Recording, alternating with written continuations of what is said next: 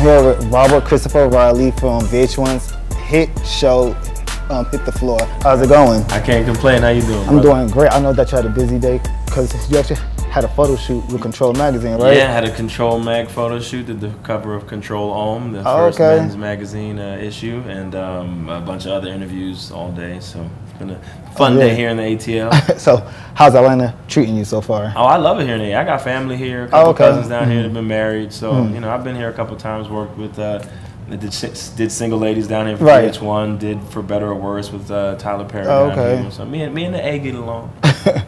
And when are you going back home to Flatbush? Back to Flatbush. Actually, I don't get back to Brooklyn until I get there. I'll be there for Thanksgiving. Thanksgiving? Yeah. I'll be in Brooklyn for Thanksgiving. I live in LA now. Yeah. I was raised Caribbean, even though I was in Flatbush, Brooklyn. For those of you who don't know, Flatbush, Brooklyn was and still is incredibly Caribbean. Incredibly Caribbean. A lot of the diaspora landed in Flatbush because people coming by their cousins or whoever is already in America. So. I had the benefit of growing up immersed in my culture, even though I was here in the States. At what age did you realize, I want to get into acting? You know what? I didn't want to be an actor when I was a child at all. I was a lawyer. I wanted to be a lawyer when I was a kid. I wanted to be an accountant. I went to school for accounting. I went to Lehigh University for accounting at first. It wasn't until I got to Lehigh that I did a show. I did a Raisin in the Sun my freshman year, second semester freshman year. My mentor, Cassie Johnson, got me into the show, asked me to audition for it. I was taking an intro to acting class, and I just did it out of a sense of obligation to the minority community. It was a predominantly white school, Lehigh University, predominantly meaning like 93%. Oh, wow. So I felt a sense of obligation after a while. I auditioned, I did it, and one thing led to another. I changed my major. And I went to grad school, got a master's in acting, and successful black man ended up on Broadway. Hey. How was Broadway? Broadway was amazing. It was a dream come true that I never had because I didn't really do musicals. And you think of Broadway, you think of musicals. But both of the times I've been on Broadway were straight plays, which means they're not musicals. And it was fantastic. I was understudying Terrence Howard. And Cat on a Hot Tin Roof with James Earl Jones and Felicia Rashad. And how was that? It was amazing. Absolutely amazing. I got a chance to play opposite James Earl Jones. I did 23 of the show. I actually did 15% of that whole run. So I was an understudy, but I got my shot. Terrence had got hurt, and then and I also think there was a part of him that wanted to give a young brother a chance. So I appreciate you. Do you see yourself going back to Broadway? Oh yeah, no, I haven't left Broadway. I just do television now. I haven't left Broadway at all. I tell stories wherever the stories need to be told, whether I'm writing them or there's somebody else's stories, and if they're on stage or on the screen, that make me no difference. So how do you go from playing football to being a hit NBA star on TV? Well, I'm from Brooklyn, so I'm not terrible at basketball. I think you kind of have to be pretty good at basketball just to survive.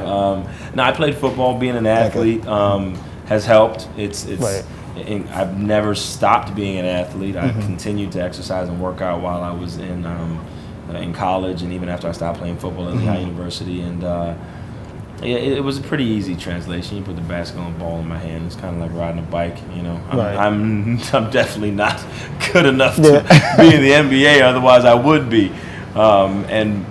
Seeing Steph Curry play makes me feel like I should have dribbled a hell of a lot more. Stop worrying about not being able to dunk. But how was the audition process for Hit the Floor?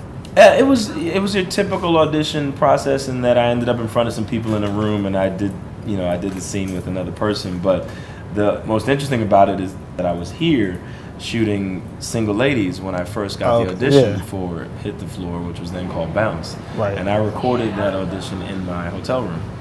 Here in the Midtown. Did you have to play ball for them or anything? No, they didn't. They just kind of, I guess they just looked at my build and my background and said, I guess he can play basketball. McKinley actually played basketball. Oh, really? He even played at Illinois for a little bit.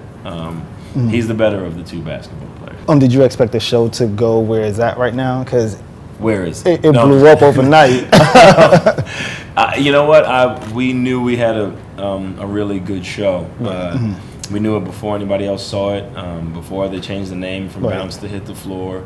it felt right. And some folks even said that when we shot the pilot back in April of 2012. I can't say I expected it, but I'm not surprised, and I'm very, very grateful. So from season 1 to season 2, what can we expect from season 3? But don't give us too much because I want everyone to tune in. Well, I'm not going to give you too much. Don't worry about that. As far as what to expect, I mean, a lot of the same sexy, good storytelling, that drama that wants you to keep you coming back from week to week, and then obviously which will hold you from season to season. It says, oh my God, what are they going to do next season? So it's a lot more of that, and we'll take things a little bit deeper if that's even possible. I mean, we killed somebody in season 2, so it's pretty deep. You know what I mean?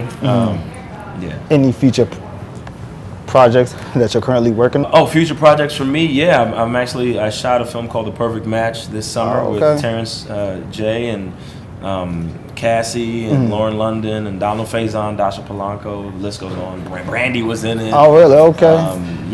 What's her name? Paula Patton. Oh, Paula Patton. Okay. I was about to call her something completely different. Oh. Paula Patton made a cameo. So that's coming. That'll be out next year. And then I shot a film in Detroit called Destined with Jesse Metcalfe and Lala and Corey Hardrick, who is in the Bond movie that's coming up. Okay. American Sniper, Mo McRae from Sons of Anarchy, and a bunch of other things. So those are coming out. Those will be out next year.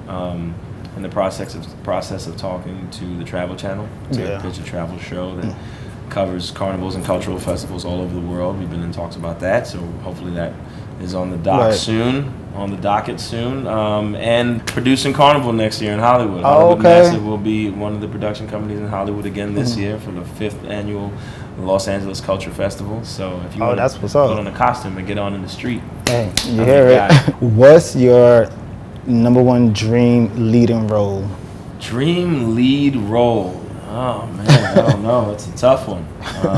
I don't know, to be honest. I really don't know. Maybe Paul Robeson. People probably need to know a little bit more about him. I got the chance to play Jack Johnson, or a version of Jack Johnson, in a play actually at the Old Globe Theater in San Diego called The Royale, which was fantastic. I would love to do a movie about him. Just heroes that people don't really know about too much. I'm in talks to play the first Prime Minister of Barbados, Errol Barrow. So, the stories come if they're good and worth telling.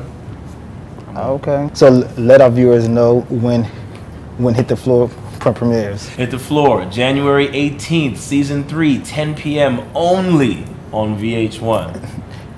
And we're coming back. And where can I find you on social media? Me, social media. At Rob Riley NYC, Instagram and Twitter. At Hollywood Massive on Instagram. At We Want Mass on Twitter. And, just look for me. I'll be in a carnival near you somewhere. Hollywood Massive. You hear it first. Thank you so much. Appreciate it, brother. It's your boy Robert Christopher Riley, a.k.a. Terrence Wall from VH1's Hit the Floor, a.k.a. the CEO of Hollywood Massive, and you are tuned in to Joel Bazile. Keep it locked.